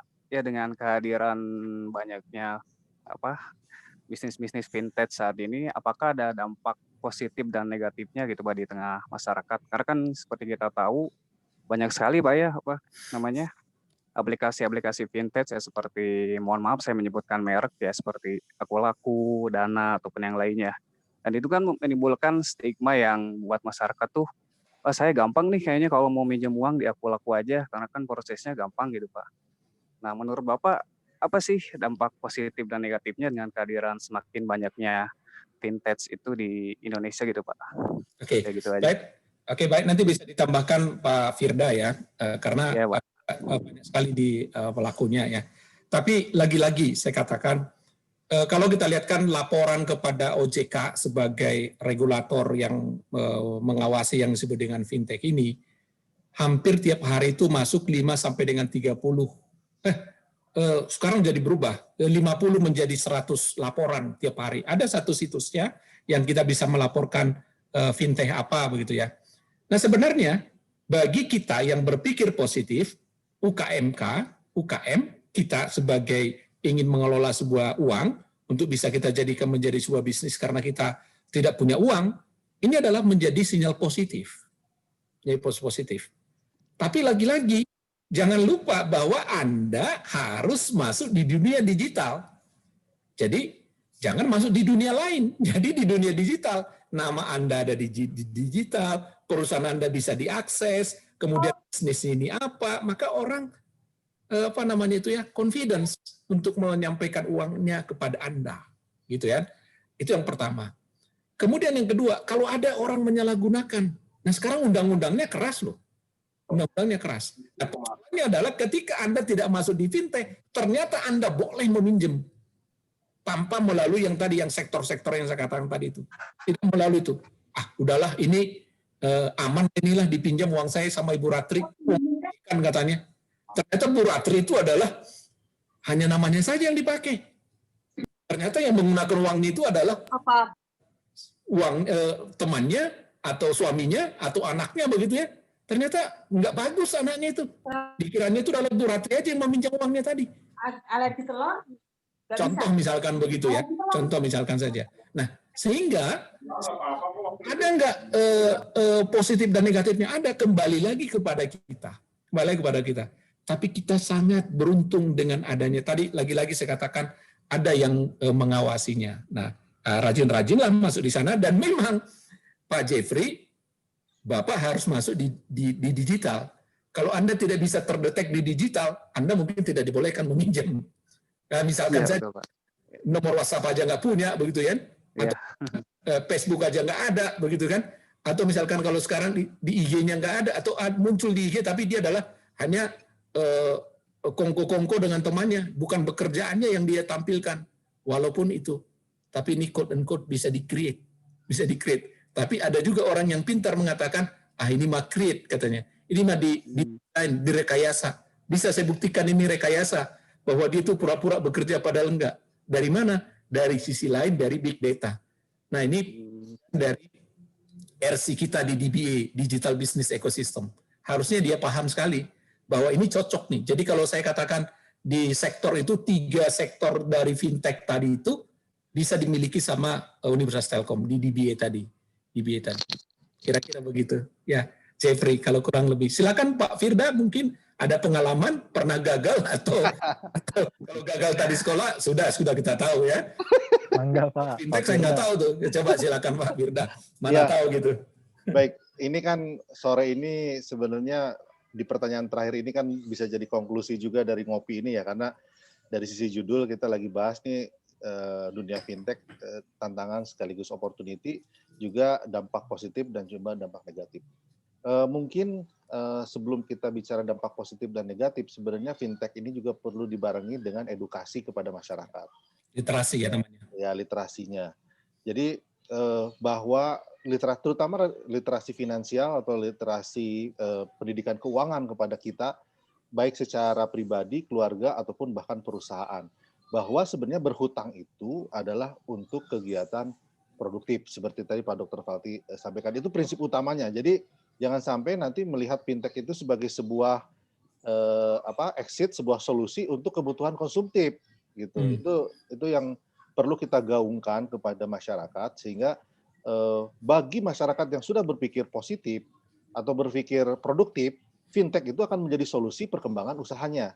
Yes. Gitu. Alright. Itu mungkin yang nanti Kang Jeffrey ya yang perlu kita gaungkan kepada masyarakat. Selain fintech itu mempermudah kita untuk melakukan akses, untuk mempermudah pengajuan, tidak perlu datang ke tempat, ya cukup membuka laptop atau membuka mobile, mengisi aplikasi di sana. Perlu diingat bahwa yang kita lakukan itu semua adalah untuk kegiatan-kegiatan produktif kita. Harus ada barternya, harus ada trade-off-nya, hutang itu dengan pengembaliannya pakai apa. Gitu. Memang itu dari sisi kita sebagai pengguna ya. Dan memang nanti dari sisi kita, terutama juga mungkin saya yang juga terlibat dalam pembuatan fintech ini, adalah bagaimana kita bisa menseleksi calon-calon customer kita ya dengan 5C-nya, supaya bisa mendapatkan customer yang betul-betul memang tepat gitu ya, betul-betul memang punya repayment capacity yang baik, sehingga tidak menjadi NPF bagi kita gitu ya. Nah itu juga tantangan bagi kita gitu ya. Nah tapi sekaligus tadi peluang ya, karena di saat ekonomi tumbuh ya mungkin sekarang agak sedikit gangguan karena ada pandemi, solusi pendanaan yang cepat untuk sektor UKM yang tidak seribet perbankan adalah melalui fintech-fintech ini. Mungkin gitu tanggapan dari saya. Terima kasih Kang Jeffrey ya. Saya tambahkan sedikit Pak Ardan, saya tambahkan sedikit. Mangga. Ya di big data terakhir saya ikut semacam exposure di OJK lewat online. Sekarang larinya itu Pak Firda itu larinya itu kepada bisnis-bisnis di alat-alat kesehatan Pak, obat-obatan dan alat-alat kesehatan. Termasuk juga isu-isu yang mengatakan bahwa vaksin itu bisa dimonetize, vaksin. Nah sekarang sudah muncul, jadi di big data itu kan Pak Ardan sudah pasti tahu, pernah belajar kita sama-sama bagaimana belajar tentang big data, ya big data. Belajar yang ringannya waktu itu dari Pak Andri, ingat saya. Betul, Pak. Oh ternyata titik kentalnya itu, konsentrasinya itu, larinya itu adalah sekarang itu adalah tentang obat-obatan dan kesehatan, terutama dalam vaksin. Minggu-minggu ini larinya sedikit ke vaksin. Kalau saya ikuti perjalanan di exposure di OJK, fintech-fintech itu selalu menawarkan itu ya, itu baik sebagai lender maupun juga sebagai borrower, begitu ya. Baik, terima kasih Bapak. Oke Pak Jeffrey, bagaimana Pak Jeffrey? Sudah? Mungkin satu lagi sih Pak. Ya Oke, buat satu, nggak apa-apa. Pak Firda sama Pak Falti gitu. Strategi apa sih yang misalnya buat khususnya orang awam gitu ya, kayak misalnya yang kurang paham lah soal teknologi gitu, misalnya mau bikin m-banking aja mereka takut gitu. Kayak misalnya tadi ada menurut Bu Enggar tadi lewat kode OTP bisa terbobol. Apalagi mau pakai aplikasi yang lain gitu kan, semakin ini gitu kan. Nah untuk memberikan literasi medianya sendiri, strateginya seperti apa sih Pak untuk Pak Falti sama Pak Firda? Terima kasih. Oke. Kalau bagi saya itu adalah yang paling sederhana itu adalah mengingat password Anda dan tidak kemana-mana begitu ya. Itu yang pertama. Kemudian yang kedua, strategi itu kan strategi basically di dalam kita ya. Kemudian strategi yang berikutnya itu adalah kita lihat juga belajar tentang perkembangan dari bisnis yang sedang digeluti di sana. Misalkan dia ini, tadi yang meminjam uang Anda itu adalah Pak Ardan misalkan. Dia bisnisnya lagi di mana sih? Jangan-jangan Pak Ardan ini bisnisnya bukan lagi bisnis yang lagi in, begitu ya. Misalkan dia bisnisnya itu adalah menjual handphone, mungkin saja itu tidak, begitu ya. Atau mungkin saja iya. Nah, itu strateginya itu adalah bagaimana melihat pasar. Kalau itu barangkali nanti ada bisa ngobrol bareng itu, santainya itu dengan Pak Dodi itu. Dengan Pak Dodi. Dia ada di mana itu ya. Ada di mana sekarang yang terkait dengan strategi yang seperti itu. Tapi more or less-nya kira-kira itu ada bagaimana Anda mempunyai ketekunan, ya ketekunan strateginya, ketekunan dan sikap kehati-hatian. Itu aja barangkali, Pak Jeffrey. Baik, mungkin Pak Firda singkat mau menambahkan Bapak? Ya, saya mungkin menanggapinya karena tadi berkaitan dengan sosialisasi ya. Mungkin sosialisasinya juga perlu di klaster berdasarkan karakter masing-masing klaster. Misalnya tadi kalau kita sering mendengar ada istilah milenial, generasi Z, generasi X ya. Nah, karena saya juga mewakili generasi X yang tadinya juga merasa digital itu bukan ranah saya, mungkin perlu media sosialisasi yang sesuai dengan karakter klasternya tadi. Nah, supaya tepat bagaimana mengedukasi tentang security itu kepada masing-masing segmen. Terus terang saya juga sangat sedikit menggunakan aplikasi keuangan digital. Karena tadi mungkin karena kebiasaannya cuma ditransfer. Transfer pun ke ATM ya, bukan pakai m-banking gitu ya. Yeah. Itu juga bagian dari karakter dari generasinya gitu ya. Nah, jadi mungkin untuk sosialisasi kita perlu carikan metode-metode untuk setiap klaster yang berbeda-beda. Mungkin kalau milenial, anak saya itu udah nggak megang cash.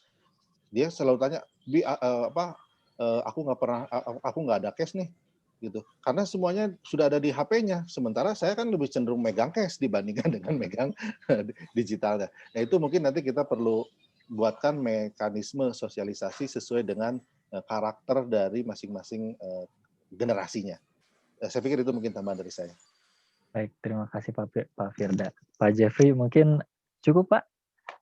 Cukup Pak ya, hatur nuhun.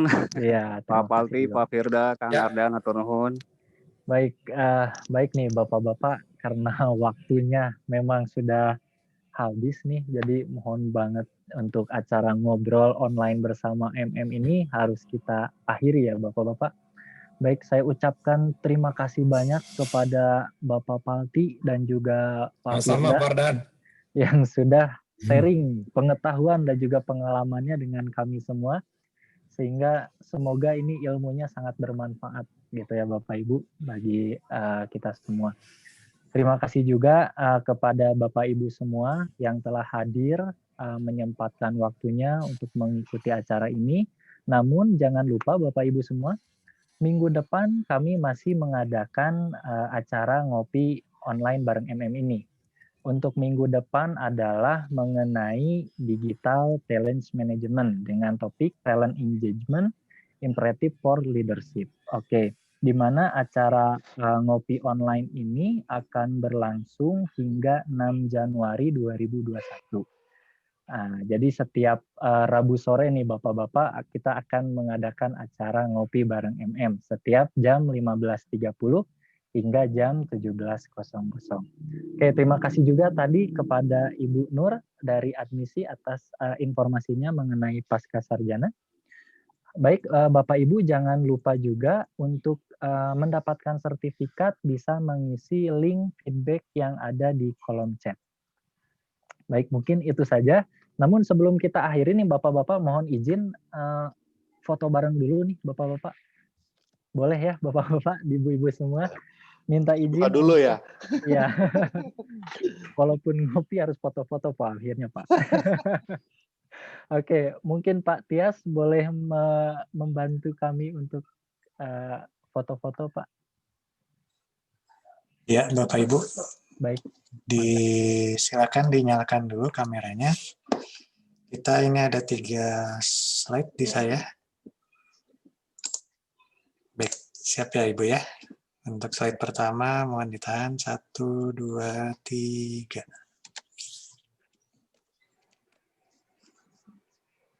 Oke, untuk slide kedua masih ditahan senyumnya 1, 2, 3. Terakhir masih ditahan satu lagi 1, 2, 3.